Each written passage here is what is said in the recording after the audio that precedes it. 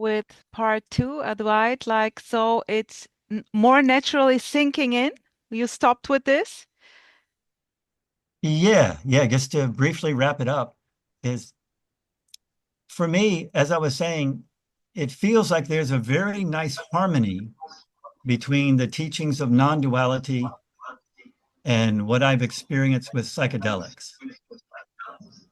And it seems like they both work together. The psychedelics, uh, with psychedelic experiences, non-duality teachings feel more natural. Advait, could you please give one example? Something practical. Oh Just one yeah. example. Yeah, come on. Oh yeah. One time I had a very big LSD trip. And in this trip, there was a very, very clear feeling that my personal ego was gone. Okay. Hmm? That that my and it would not be coming back. And I think because I've spent years and years and years exploring and listening to non-duality teachings, that feeling was okay. That's in the middle of the trip, I said, okay, my ego is never coming back. I don't know how I'm going to live in the world, but that's okay. I'll figure out some way. And it felt okay. And after the LSD trip wore off, there was there was a the feeling of self-acceptance felt like it got a little bit deeper. And the feeling of reduced attachment to this personal self uh, increased. There was less attachment. It felt that way to this personal self.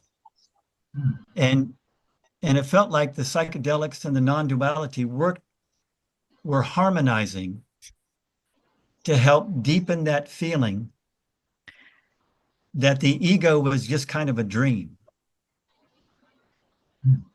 Yeah, advait, beautiful.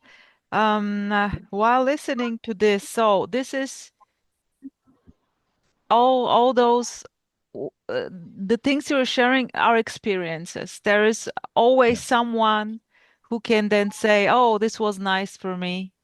My ego is now almost gone or not there." And there is always a position who is able to to say what's going on. I'm now controlling the show. Oh my gosh, how it is going to be when there is no me, and what should am I going to die, or what's going to happen, you know? So there is always someone there in charge, in control of the whole thing. And yeah, nice experiences which are, I mean, of course, going with a friend into a pub in order to get some alcohol in order to chill out a little bit because it's already unbearable here. The whole shit show is this already. Or using drugs or whatsoever. It's always about me and my experience, about me and being able to deal with this so-called life because it can. And I guess that in most of the cases when the life becomes a nightmare, then there is this natural drive to wake up out of the nightmare because it's really unbearable. When life is going quite easy, there is of course no intention to change it. Why should I? But when it's really shitty, then there it was here in my case. Then there was really this, oh man, come on. Come on, what is this? What is this? And there is just this openness, maybe. Something is opening up naturally so.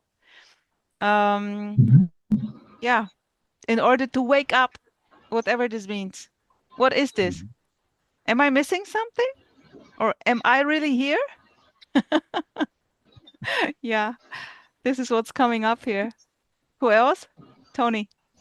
Yes, here have been some experiences with ayahuasca, with mushrooms, and lots of fun. You know, I remember especially dancing and singing, uh, being only music, only movement, only vibration, and sometimes reading the Upanishads or some beautiful poetry, and there's a clarity. But for a while, but now it's so clear that it's not needed this enthusiasm or even this devotion, because in a very dry moment, boring, absolutely dry, is this, is this. Nothing is missing. It doesn't lack some enthusiasm or some clarity. No, Yeah. there's no difference between clarity and no clarity. And there's not some ego. One time I had an experience, so to speak, not without any substance. Why? Boom, suddenly in my work, in my job, I have explained to you, Rose, I think. I suddenly, kind of, I am going to put words in order to explain. Yeah. Suddenly appeared like a ball, and was seen that this wall was the me moving. Was what? The me, a me, every The me. the me, Okay. and was clearly seen this me moving a mess and pretending to be loved, to be liked, being ashamed, being very proud, and was clearly seen that it can be otherwise. The me is this, pretending, only pretending, but it's not harmful. It's endearing at the end, ridiculous, of course, because is a loop, no? Wanting me. Oh, what a shame, what a proud. But doesn't matter. It's not going to change. It can't be otherwise. The me is doing this, but has nothing to do with this. It's a doesn't matter. There's any ego to drop. It's not needed, because it's empty, has no substance. Nothing is missing. Absolutely. Yeah. What pops up here now is that I am everything, but if I look for an I, there is no I. So by being nothing, I am everything. I think, I don't know if we are so used to talk about ego, about me, about an I, as if it was there's something separate from whatever is appearing. But anything that is appearing in any whatsoever way is I. And there is no separate I. So when we talk about non-separation, it doesn't mean that there is an I that is not separate from appearances. Or the message would be that whatever is appearing or not appearing in whatever way, mode, or manner is I. There is only I, but there is no I. Yes. Because it is everything. Of course. How can the I, when everything is I, how can the I Yes. recognize the I? It's impossible. So no matter what word we take, whether we take I, me, boundless awareness, consciousness, cookie, whatsoever, it doesn't matter. It's Everything.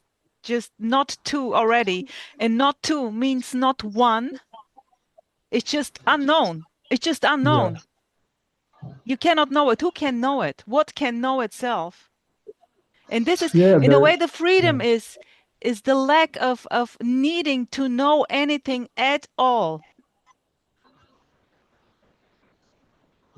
There is just a directness of what is totally unknown and totally satisfied by itself already, no matter how it plays out, like Yeah. pain or whatever, or beauty. Yeah. Yes, because any need to know anything is already the projection of this I as something separate. Any need is the projection of separation, and everything is already it. And there is nothing separate from it. So there is no entity that needs to know anything. And more than that, we don't know the dimension of this existence. We are completely lost in the sense that we have absolutely the slightest idea of what is up or down or right or left or this or that. It's completely unexplainable and indeterminate. Yeah, Yes. beautiful as you. Love it. Toni. And a beautiful way to put it, no, that there's not two and there's not one, is that this is nothing being everything. And this is not understood, but sounds. There's no one, there's not two, nothing being everything. From here, this sentence is the best evocation or Yeah, beautiful. Yeah. There's a wonderful quote by Nisargadatta, Toni, that relates to what you were saying. Some of you may have heard this quote. It's one of his more famous quotes. He says, "When I feel like I am nothing, then that is wisdom. And when I feel like I'm everything, that is divine love. And between these two, my life moves back and forth." Yeah. Has anyone heard that quote? Yes, I have. Yes. It's Okay. great. It's great. Yeah, actually, he never abandoned his devotional practice. You know that, I guess. Yes. Yeah, yeah, despite not needing it. Yeah. So, Yeah, Yeah. but so to speak. he would say So to that speak. he did not need it. It was just an automatic habit that he had, and it just went on. Yeah. Beautiful. Yeah. Not that he lost devotion or unconditional love, but the practices, he would say that it's nothing. It's just like smoking his BDs. Yeah. Yeah. Beautiful.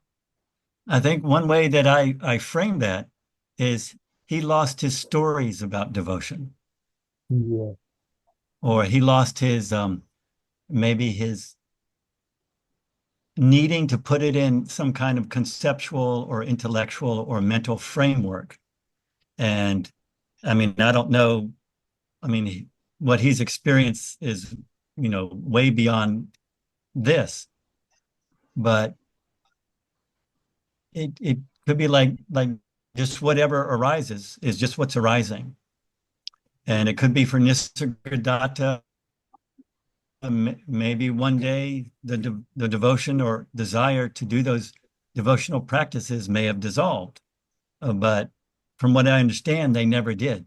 They were like always present and always arising to be expressed. But he had no stories about them. anything can arise, no? The need to keep on celebrating some devotional rituals or something, or any need to anything can also happen. In fact, here has happened. Yeah, that's what I was going to say. Actually, it is happening already. Yeah. Yeah. There's one way there's a wonderful teacher named Byron Katie. I'm sure most of you have heard of her. The work, the hard work. I hope the word. Just the name. Exactly. Is it? Wow. There's a, And one of her books is called In Love with What Is, or something like that. Oh, Loving What Is, Loving What Is. And that's something that's that for me very much harmonizes with non-duality, in the sense of, like, when I listen to the Saunders videos where he shares about just this, that's all that's happening is just this. What arises here is for this form to kind of sink into that more deeply. What arises is being in love with just this. And then just this, like, blossoms and becomes more fresh and alive and awake and clear. Kind of the more there's of this feeling of love. And this love is not something personal. It has nothing to do with a personal I. It's kind of just arising. And it's like the fuel that makes just this kind of more alive and present and booming. I love your stories, advait. So while listening, advait to this, I simply noticed that here is nothing which is making this more booming, or, you know, it's just what is. It's very, very simple and ordinary. Yeah. By the way, my yesterday experience in the cinema with my son was really booming. It was like a roller coaster ride. Yeah, those kind of movies are pretty intense. Minecraft. It was about a Minecraft movie. They're of course very loud, huge screen, huge cinema, and then it's like boom, boom, boom, boom. I go, oh I no. go crazy. I can't stand that anymore. Well, Gio, no choice here, you know, just going to the cinema. Yeah. But I know what you mean, advait, sweetheart. Yeah, I know what you mean. Here, there is simply like the preferences dropped. It's just doing what it's doing or not, and liking, disliking, and yeah, it's very direct. It's very simple. Yes, because there is nothing separate to like or not like it. yes. Yeah. And another way to put it is the preferences maintains, happens on its own, but without anyone choosing any preference. No? And coming back to the devotional thing, here it happens sometimes I see devotion linked to religion, how emphasizing the love, but not unconditional love, not something emotional sentiment. And here is something that doesn't resonate, no? Because we don't have to love this, because sometimes it appears as a very, very uncomfortable, really shit. And but it's the same. There's no love for the shitty thing, but it's complete and Exactly. it's okay. But Exactly, Tony. There is not loving the shitty situation. no, Not at all. There's no, just no, the no, fucking no, shitty no. situation. Unconditional love has nothing to do with devotion, meaning devotion a specific thing. Well, words are misleading, and each one feels as it feels, not? But here, there's a prevention. Sometimes, kind of religion thing that seems that sentiment and emotions can also be kind of a prison instead of a trampoline. Word. Love it. I love it, Tony. Beautiful. Zanderlinchin, sweetheart. Cool that you're showing up. What's up Ah, there? Not much, I guess. Sitting and watching and hearing Tony talk, not having a clue what it's about. About everything and nothing, sweetheart. How was you working out your jogging this morning? Good. Yeah, it was Yeah. nice. I did a long run. Yeah, it was really enjoyable, actually. Would you As say far you as would you say you were devoted to your jogging? well, you can say it however you want. I mean, there's no separated anyone being devoted. There's just devotion. There's no devotee as a separated being. But yeah, as far as it seems, there was devotion doing a task. But there was no additional sense of being the devoter or feeling the devotion was mine or whatever, you know? There was just what is. There was just devoting. Yeah, I mean, as far as it looks like, yes. I And mean, not I can. even. Yeah, no, but it was fun running. It was fun, yes, definitely. You run with the dogs or just on your own? No, I run on my own. I picked up running a couple of months ago, you know. I never run before, and there was this interest arising. Let's do some running. So I tried it out. In January, I started, and then yeah, it Now here's a continued. runner. Now here's a bloody runner. Sweetheart, come on. What are you running from? What do you want to escape? That's a good question. Well, there's no interest to escape anything, so to say.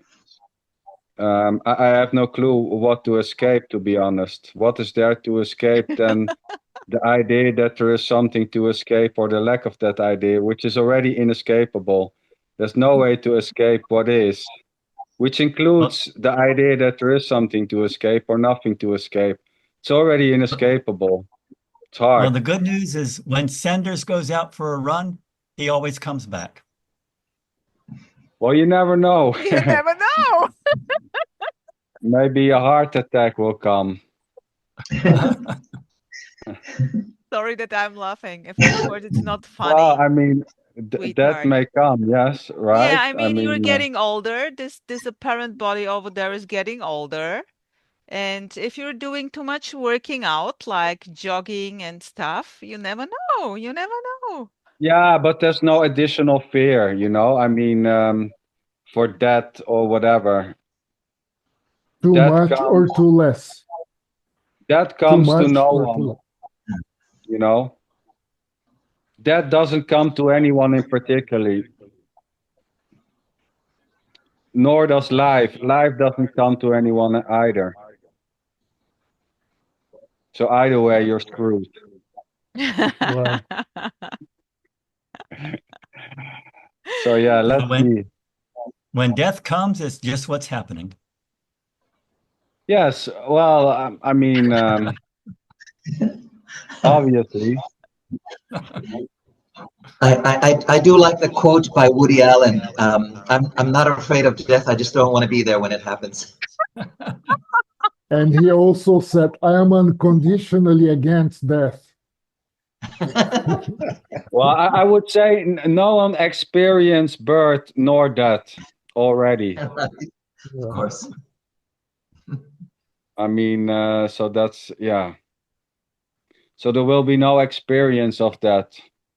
Well, maybe you could consider that the physical appearance is not just physical, but there is a more subtle substance that is joined with the physical flesh, blood, and bones. Then maybe something can float away and see the physical body lying in bed. Why not?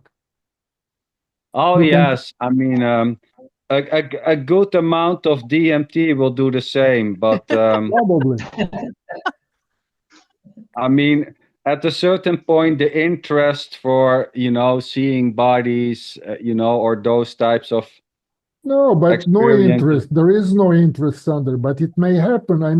Oh, I yes. mean, Yeah, I yes. mean, Yes. because when you define the physical world, you define it according to the present knowledge of science. But science is always evolving, so maybe what we call our physical body is more than just physical stuff.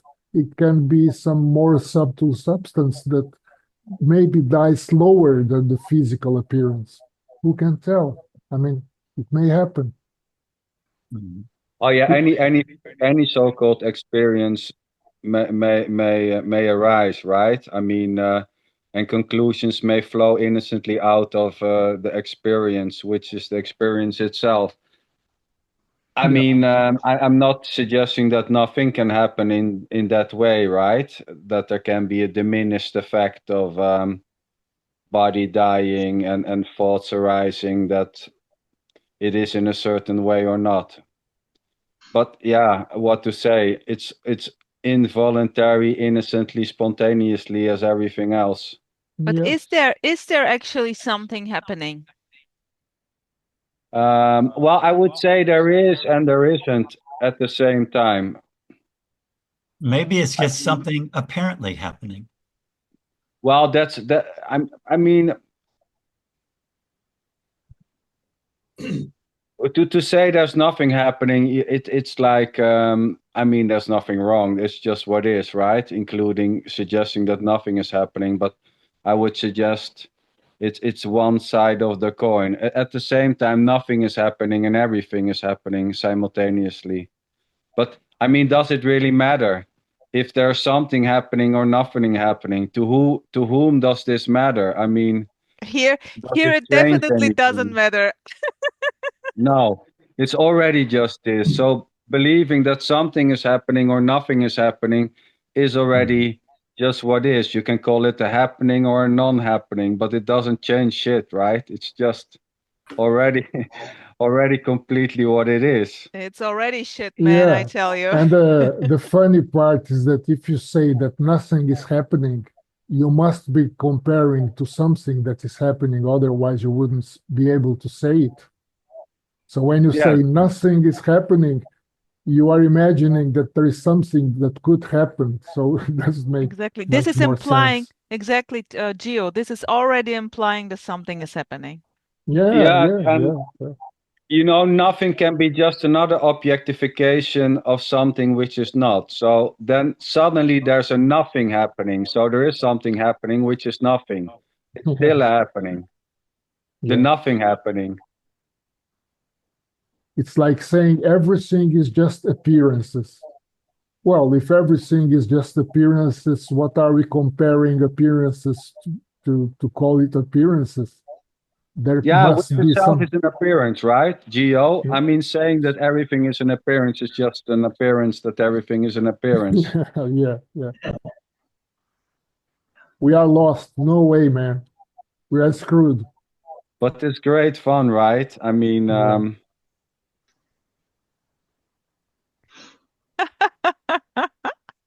Yes, And because everything is lost. When everything is lost, all parameters are lost. Even the suffering and the bad stuff is also lost. Also, everything.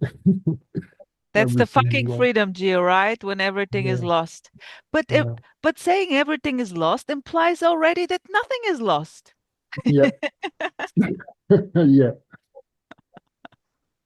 So can we get something out of here? Can we get this out of with logic, with the intellect?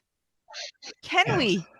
Well, sometimes it seems that the mind needs some kind of explanation to shut up.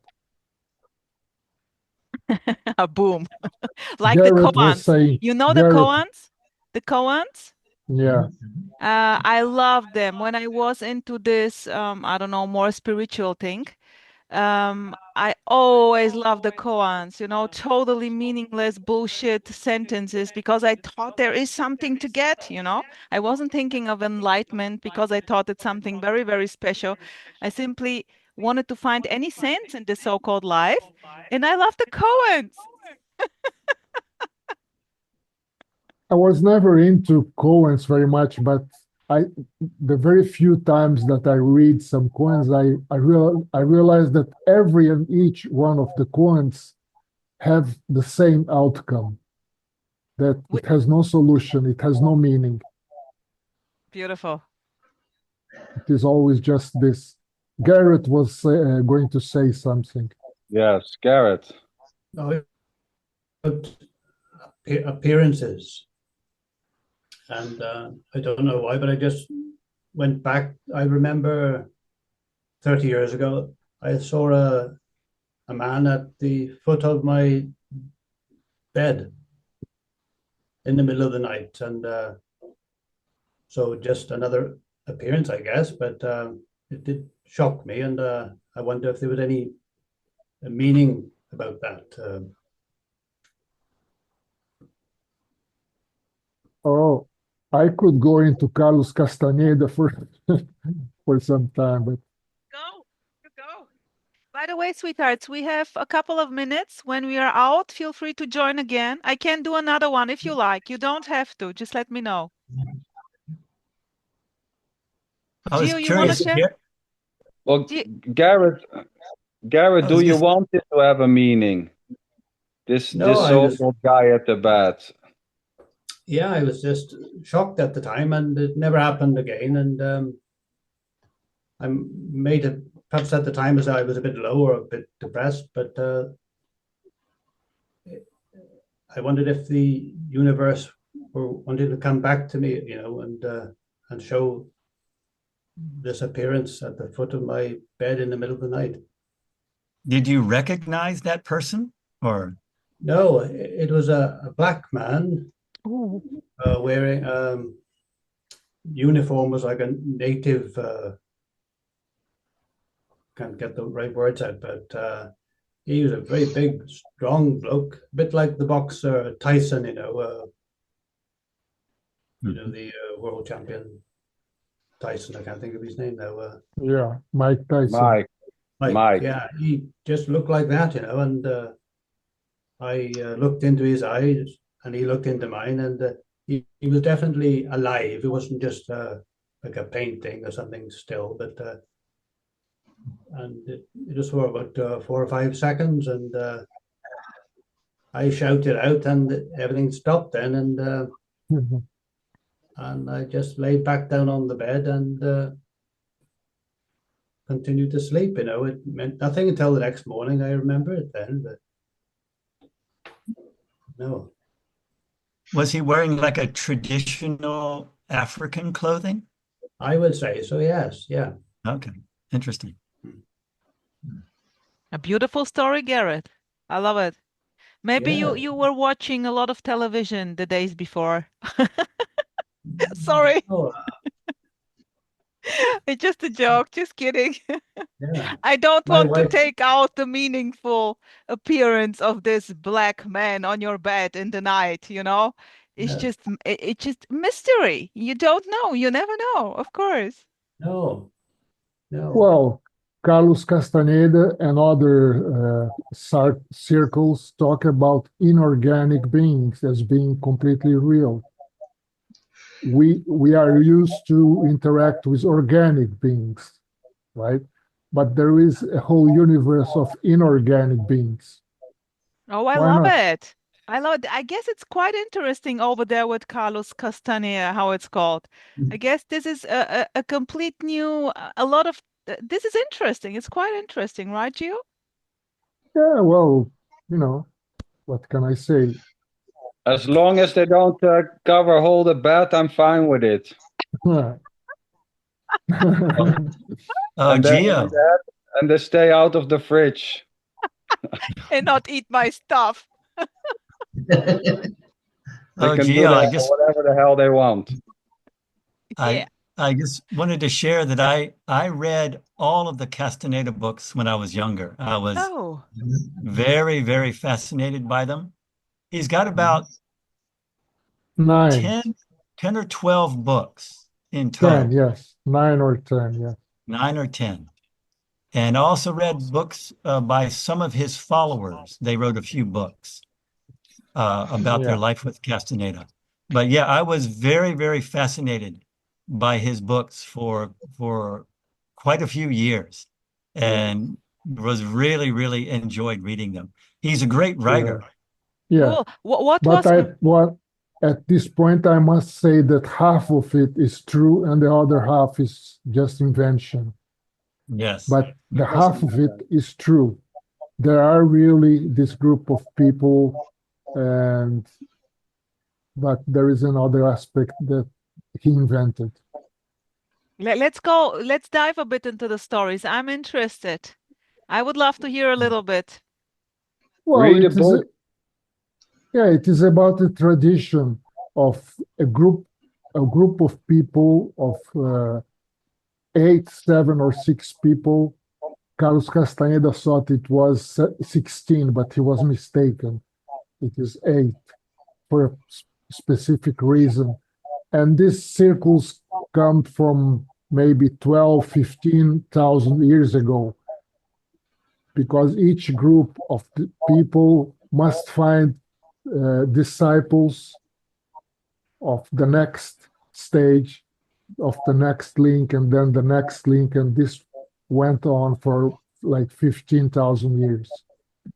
It's coming from Mexico. There is a lineage that is from Mexico, but there is another lineage that comes from Europe. They have a different origin. And what is it about? Is it about finding the meaning of whatsoever, or what is it about? Well, this is I don't know if I can answer, but they have two purposes. One of the purposes is to find the not the disciples, but the race, the people who will join the next circle, right? So they know that they must find these other students to form in order the next to survive, circle. In order to keep up the story. Yes, they don't die. They don't die. They don't call it death. They call it girar in Portuguese. It's to turn around, to see the other side. Yes. And they consider themselves warriors, no? El camino the Mexicans, del guerrero, no? Yes, the Mexicans are from the warriors lineage, and the Europeans are the peregrinos, or the name is periejetas. They are not warriors, but it's very similar, very similar. Beautiful.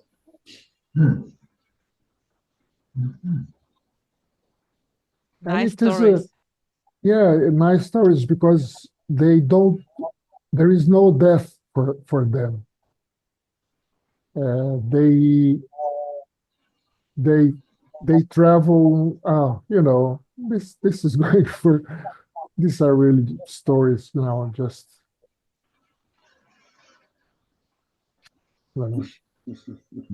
I mean, there's already no death for anyone. But for them especially not, sweetheart.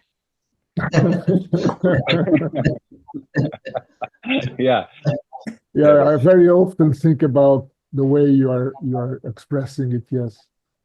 I mean, there's no life for anyone also, so yeah, this whole no death for anyone thing, yes. I mean, it seems, Sanders, that they value very much the appearance. They even have a name for it. It is called tonal in Mexico. They divide the nagual and the tonal.